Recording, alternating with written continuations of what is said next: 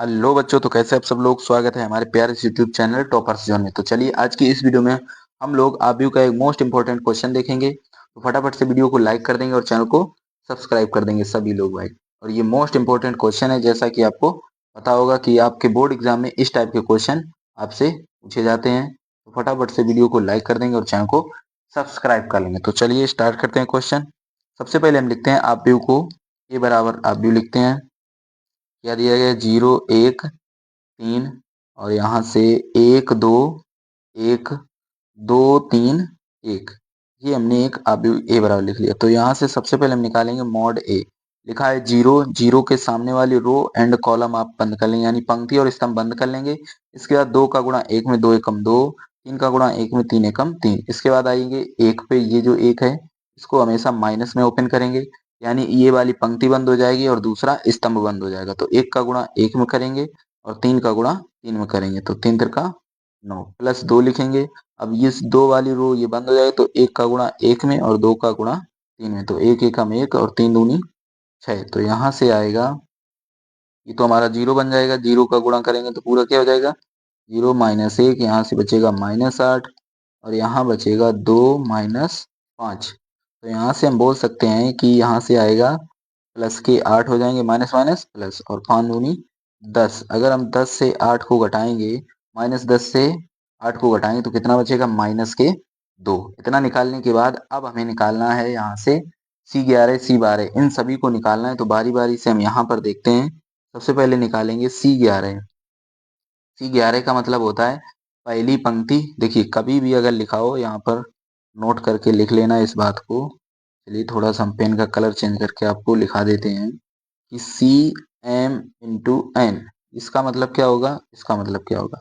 इसका मतलब होगा पंक्ति और इसका मतलब होगा स्तंभ।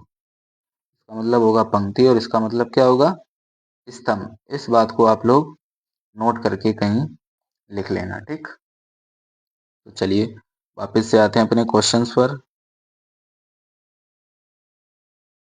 देखिए C11 का मतलब है पहली पंक्ति और पहला स्तंभ बंद कर देंगे। उसके बाद क्या बचेगा? 2 1 3 1, ठीक।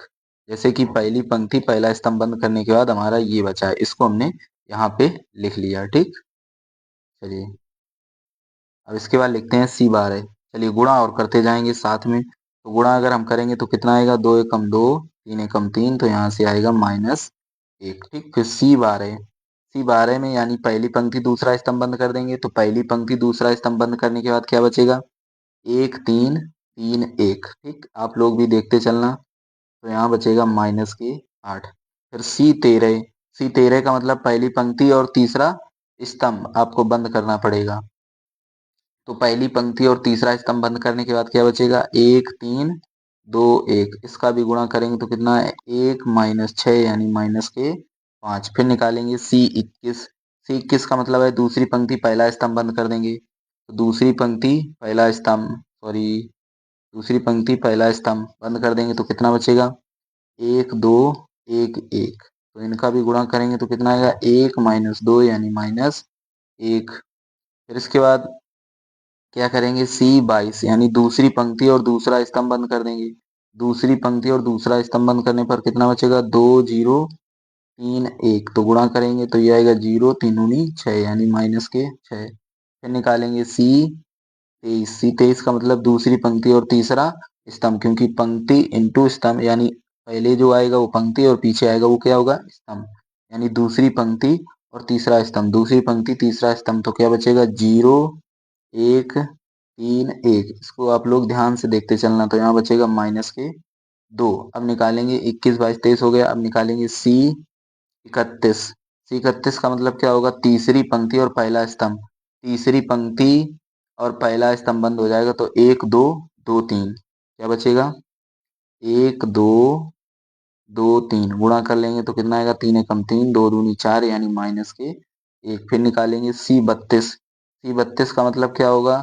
तीसरी पंक्ति और दूसरा स्तंभ बंद कर देंगे।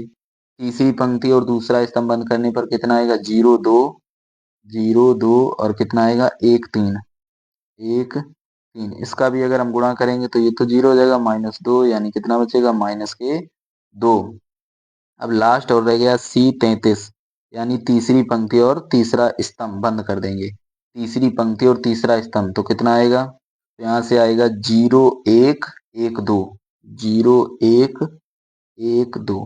ठीक, C32 में कौन सी बंदी हुई थी, C32 में, एक मिनट, C32 यानी तीसरी पंक्ति दूसरा स्तंभ, तीसरी पंक्ति दूसरा 0 2 3। ठीक है, चलिए यहाँ गुणा करेंगे 0 -1 तो यहाँ कितना आएगा -1। ये सभी निकालने के बाद अब यहाँ से हम निकालेंगे सहखंडज यानी एडजॉइंट ऑफ ए। तो यहाँ अब हम निकालेंगे, इसके बाद यहाँ निकालेंगे एडजॉइंट ऑफ ए। ये क्या होता है, ये होता है C11 C12 C13 C21 C22 C23 C31 C32 और C33। इनको निकालने के बाद यहाँ डैश लगाएंगे या टी लिख देंगे। इसका मतलब होता है परिवर्त भी लेना है आपको। ठीक है, क्या लेना है, परिवर्त। तो एडजॉइंट ऑफ ए। अब यहाँ पर देखिएगा C11, तो C11 हमारा क्या है, 1 1 2, यानी C11 -1 है तो यहाँ लिखेंगे -1।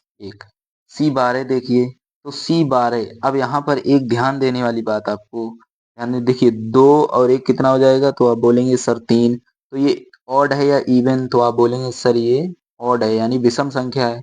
अगर ये विषम संख्या है तो इसमें माइनस से हम गुणा और करेंगे तो कितना आएगा, 8। यानी C12 हम बोल सकते हैं कितना आएगा, 8। अब C13 एक 3 और एक 4 यानी सम है, तो जैसा चिन्ह है वैसा ही हम रख देंगे। फिर आइए C21 2 1 3 यानी विषम है और माइनस लगा है, तो इसमें माइनस से एक एक्स्ट्रा गुणा कर लेंगे तो कितना आएगा, 1। यानी C21 कितना लिखेंगे, 1। C22 कैसी संख्या है, 2 2 4 यानी सम है, जैसा है वैसा ही हम लिख लेंगे। C23 यहाँ देखिए 3 2 कितना हो जाएगा, 5, एक विषम संख्या है यानी माइनस से गुणा होगा, और माइनस से गुणा होगा तो माइनस माइनस क्या हो जाएगा, प्लस, यानी प्लस के 2। फिर C31 3 1 4 एक सम संख्या है, जैसा चिन्ह है वैसा ही हम लिख देंगे। 3 2 5 यानी विषम है तो -2 है यानी क्या हो जाएगा, +2। 3 3 6 यानी कैसी संख्या है, ये एक सम संख्या है, और तो यहाँ क्या आएगा, जैसा चिन्ह है वैसा ही आएगा। तो यहाँ पर हमने क्या निकाल लिया, एडजॉइंट 1 पर मान रख दिया। अब इसका हमें लेना है परिवर्त।